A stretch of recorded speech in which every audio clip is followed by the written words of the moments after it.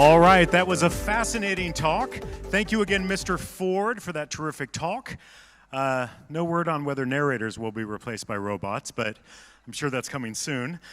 Our next topic is also about AI, and Mr. Ford will be joining us for that talk as well. Specifically, we're going to be discussing humans versus machines in the future workplace. Is artificial intelligence a friend or an enemy? With a group of honored speakers who are, as I said before, the futurist and author of Rise of the Robots, Mr. Martin Ford. Joining him will be an author and fintech thought leader at IBM, Mr. Paolo Sironi, and executive director and founder of Artificial Intelligence Impact Alliance, or AIIA, Ms. Valentine Goddard, and President and CTO at Hubba Thailand, Mr. Ben Richardson, who will be our moderator for this talk. Everyone, please welcome them to the stage.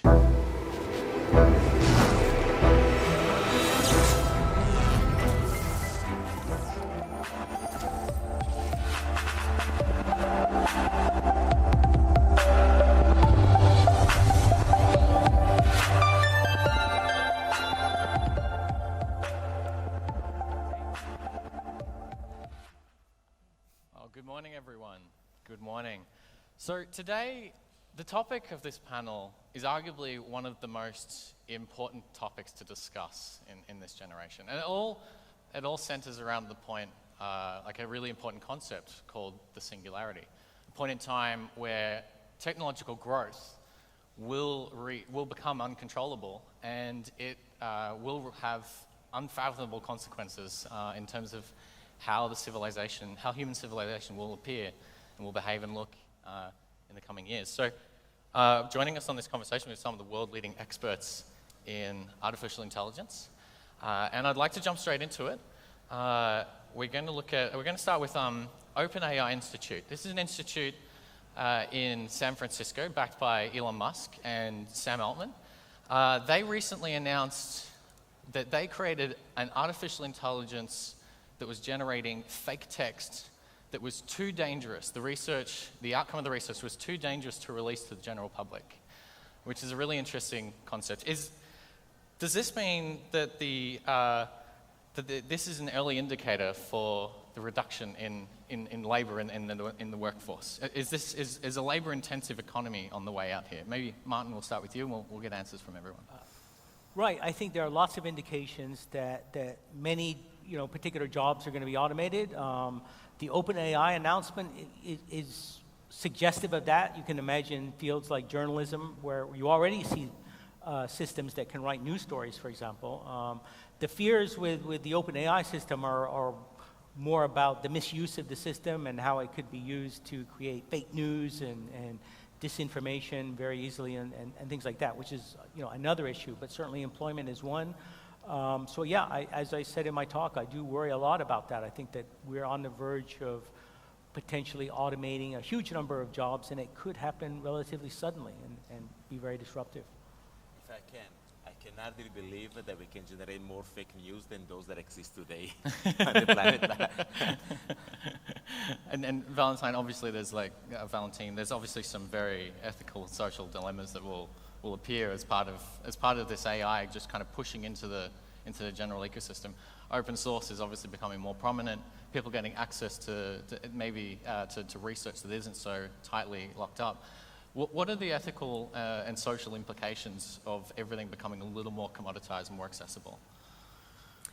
Of becoming more accessible. I wasn't expecting that twist to the question. I think I would maybe direct that question towards the role that citizens, innovators, civil society organizations play. By making AI more accessible to those organizations, I think we can achieve sustainable development goals sooner.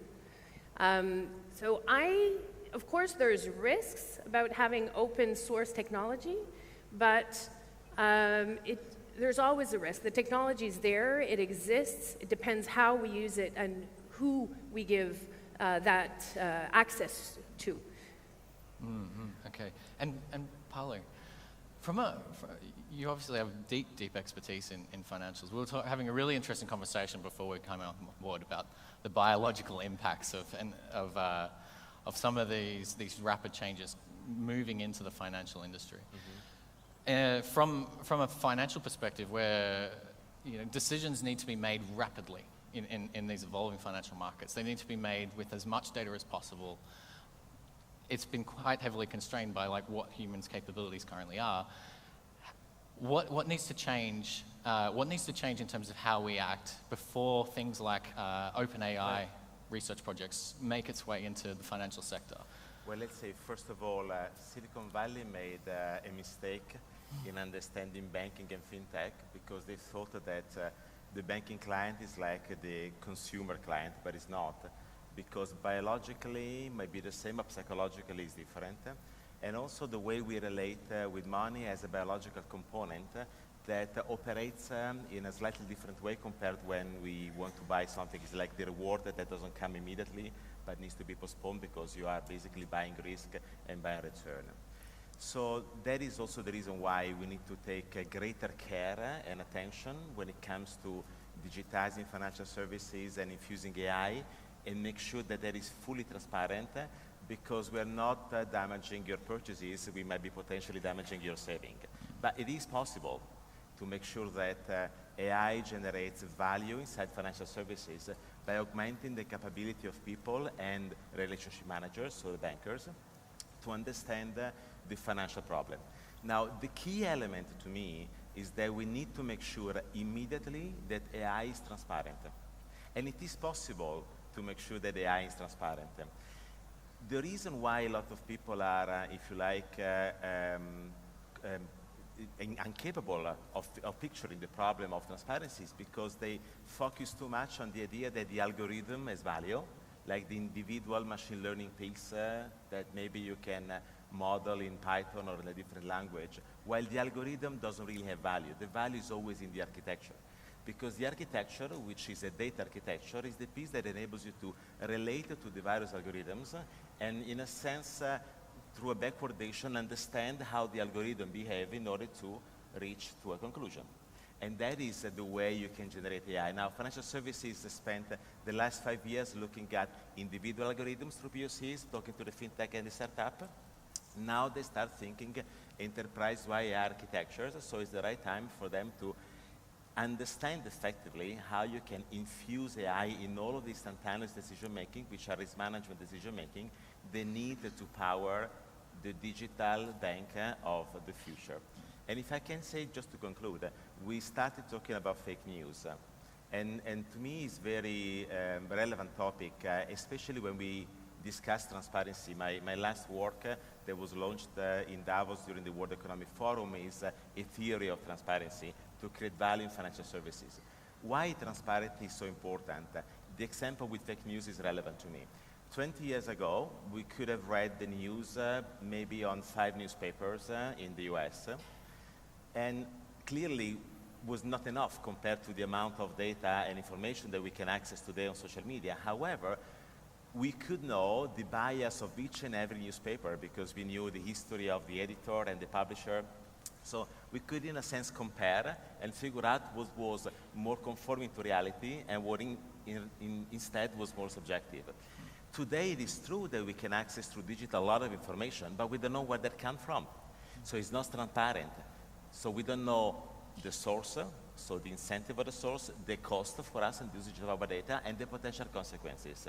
So now, we have learned this on social media. We are not going to replicate the same mistake when it comes to using AI in banking. Can I just add a little something about the concept of transparency? You were asking me about the different implications of ethics in AI. And I think it's pretty generally accepted that algorithms and how they're implemented, it needs to be fair, needs to be accountable, and needs to be transparent. How it is defined, how it is fair, and how it can be transparent, I always like to expand that beyond the developing of algorithms. They're also being deployed into society, and how exactly we can make sure that it's fair or that they're transparent. I wanted to just open a little segue on that.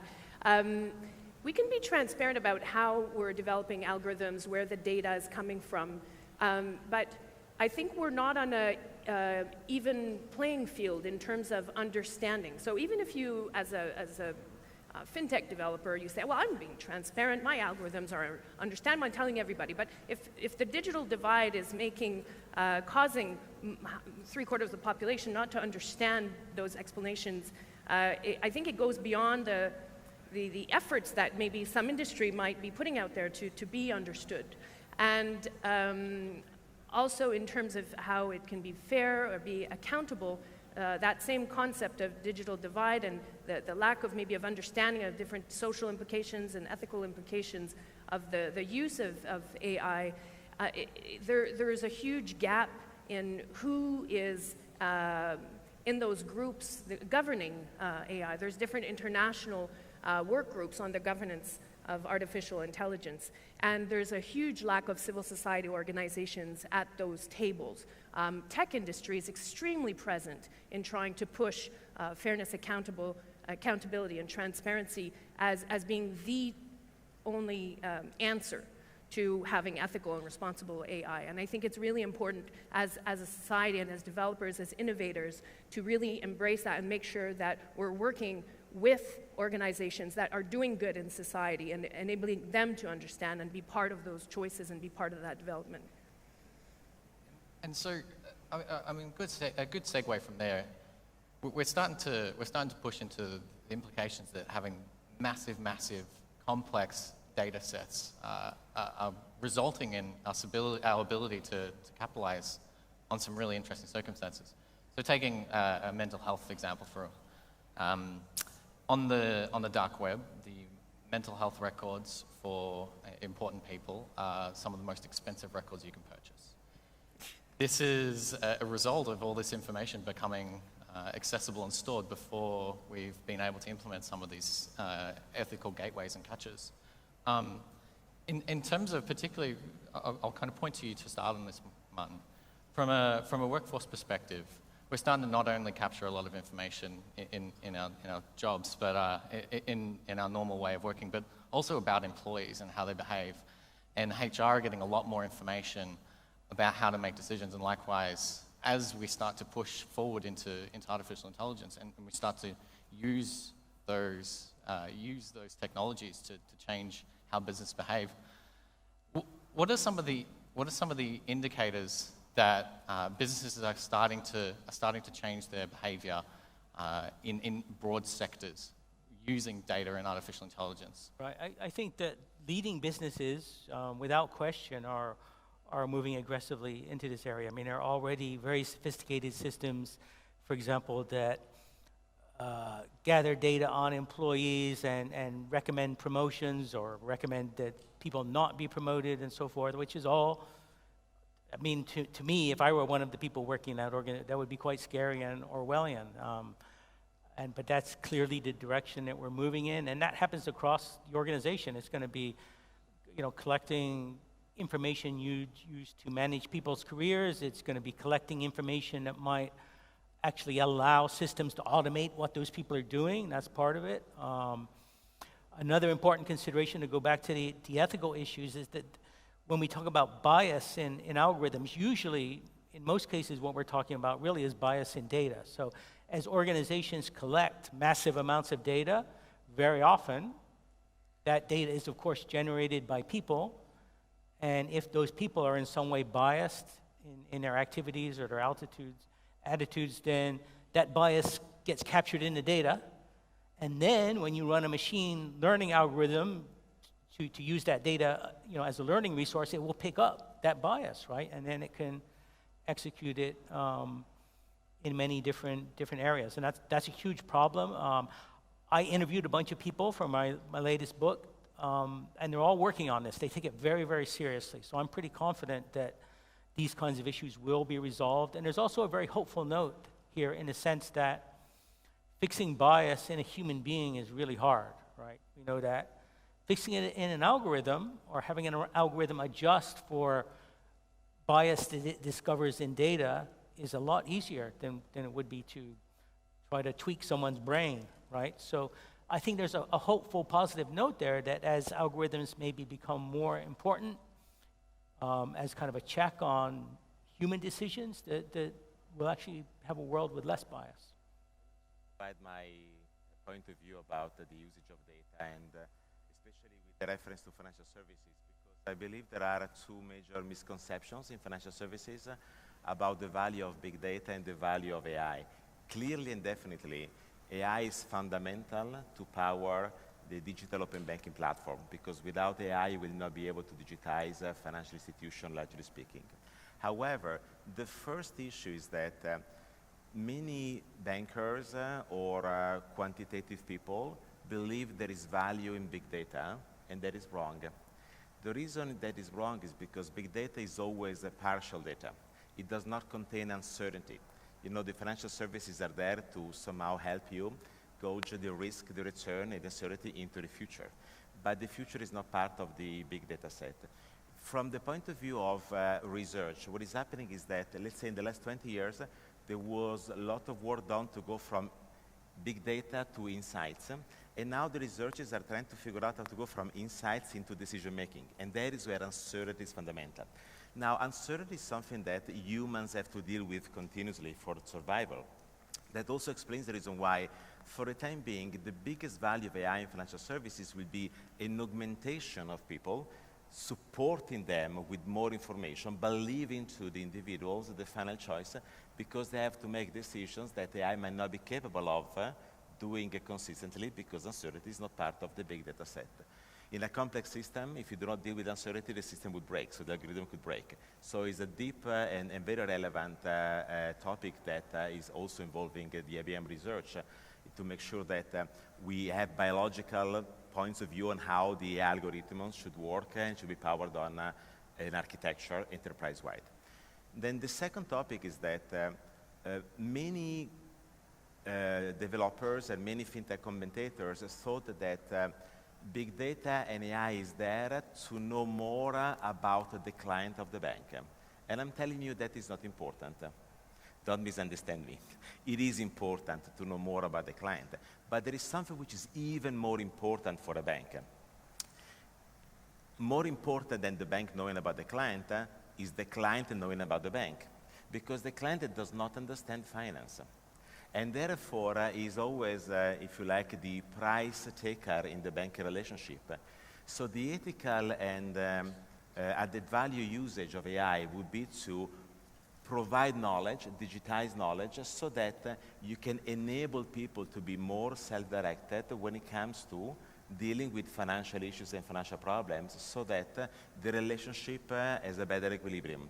And this is the reason why we saw the rise of conversational banking. Now is the chatbot, soon will be voice, because it's the first mile that needs to be solved. If you don't resolve that problem, you can have a very nice mobile application for banking, but most of the clients will not onboard themselves. So you need to resolve the motivational element, which is actually an advisory element. And when I get to the point that AI is needed first and foremost for advising the client when it comes to financial services, I know that a lot of people look at me in a funny way because they think, well, maybe credit is different and maybe payment is different. So I invite them to think about Amazon. Because in the 1990s, Amazon was a reseller of books. And Jeff Bezos was interviewed on 60 Minutes, I believe, and he was asked, what is Amazon? And his answer was, you see, a lot of publishers complain, send me letters, because I allow users to write negative reviews on the website. And they tell me, is marketing stupid? Only put the positive ones, so we sell more. And you know what Jeff Bezos said? He said, I told them, you are wrong. You're not my client. My client is the guy that buys the book. And my role is not to be a distribution channel of books on the web. My role is to advise the client on which is the best book to buy. Because if I don't resolve that initial motivation, even if I can deliver the product in 1 hour, he will not onboard, he will not buy it. So for banking, it's the same, and it's even more problematic because the clients, largely speaking, might find a way to understand which is the book to buy, but have a harder time in making cunning financial decisions. So we are seeing that effectively banks are understanding this space, and we are working with a lot of them to create conversational banking that try to bridge this gap by supporting the bankers to provide more contextualized information to the client or to some clients directly so that they can basically bridge the first gap. So I guess moving further into the ethics and social impact part of this, we've seen, this is an example, we've seen the rise of Uber and Grab and rideshare services. The gig economy has started thriving rapidly, particularly since the introduction of 4G. But just as quickly as that's happened, and they've established this brand new workforce to support this disruption of an entirely incumbent industry, it's getting disrupted again by driverless cars. So driverless cars are obviously becoming a lot more prominent. We're seeing a lot of negativity in the press, but the statistics show quite a positive outlook in terms of incidents. But there's an ethical and social dilemma here, both for the workforce that they've just created, which is going to decline quickly, and the incumbent workforce can follow that. Maybe let's start there. What are your thoughts, Valentine? Well, I think the important question to ask ourselves is who's losing their jobs and what jobs are being created and for who? If we're creating jobs, are they good jobs or are they low-paid data tagging jobs that are the new slave jobs? We looked specifically, for example, at customer service. Tech service is basically being replaced by real humans answering the phone, generally a very highly female, woman-associated type job, and it's being replaced by the tech industry who have customer service applications that companies can buy and use.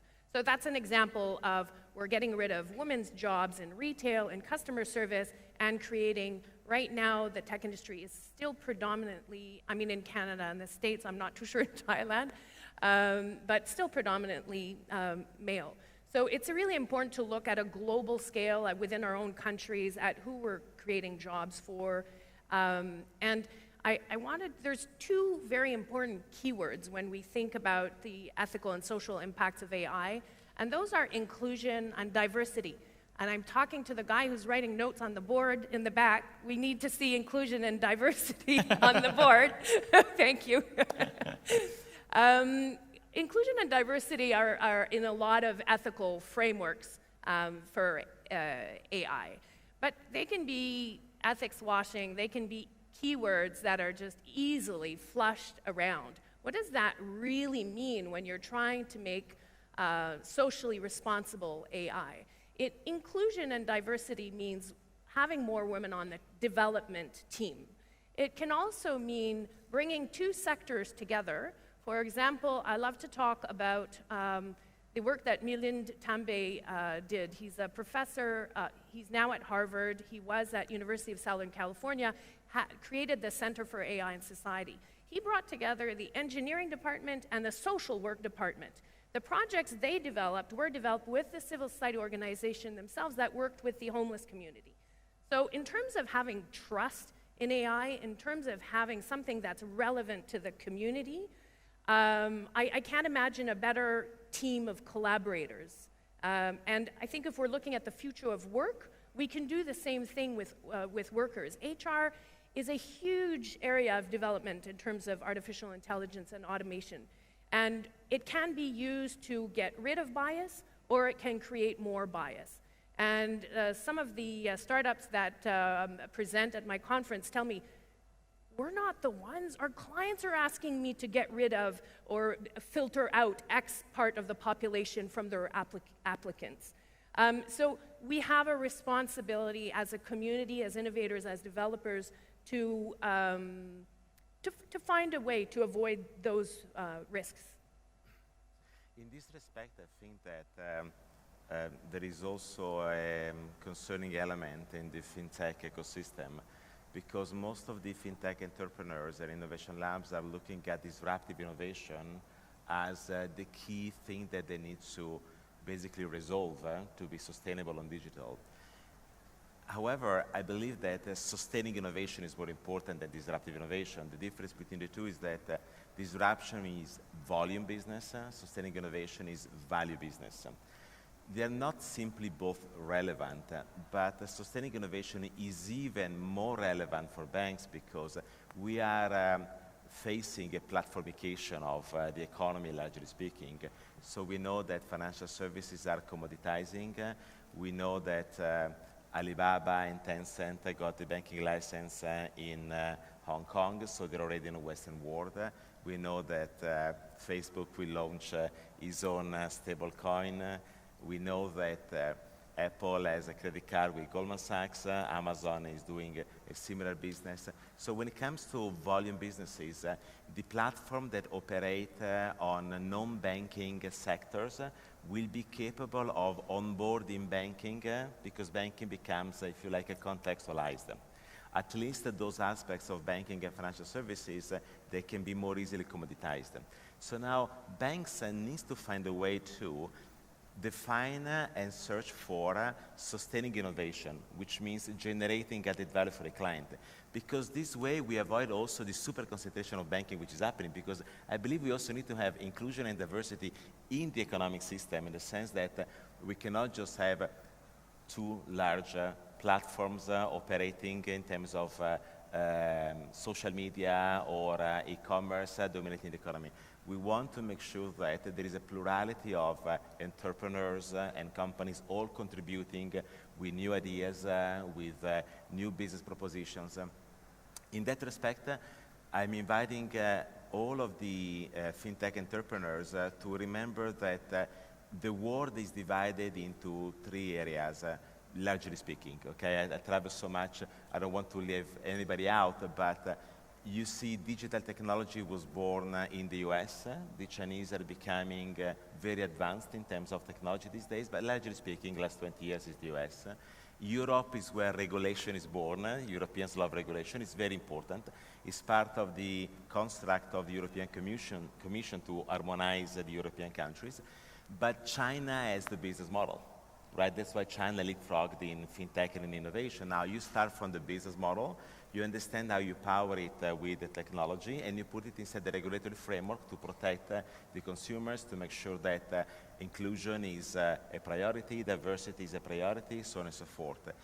Now, a lot of fintech entrepreneurs are looking too much at the technology piece, and therefore they fall into the trap of the disruptive innovation concept, so the POC of the volume business that the venture capitalists in Silicon Valley love that much.